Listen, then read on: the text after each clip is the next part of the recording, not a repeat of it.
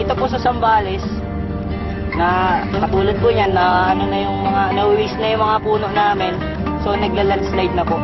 Kaya naisip po namin na ilabas ang sayaw na to para may matutunan ng mga tao. Total naman, nagkaroon na sakuna dito sa may Botolan, sabi ko sa lugar natin. Sabi ko, para may pahatid natin yung kaalagaan ng kalikasan. Kita naman natin na nagka-climate change ngayon.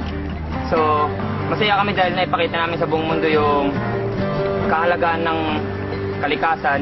Ngayon magkakaroon na ako ng panganay. Sana maabutan ng anak ko yung mga kagandahan ng Zambales.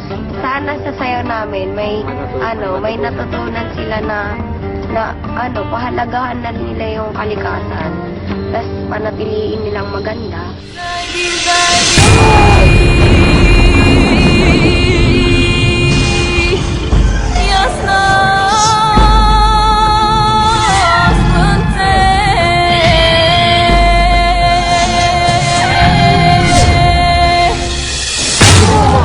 Ay inyong masasaksiyan ang kakaibang klaseng pagtatanghal mula sa pambatong grupo ng Zambales, kung saan matatamis ang mangga at magagandang beach resort. Kami ang Tribong Gala. It's showtime! Alam mo, maganda yung message ng inyong ginawa at maganda ang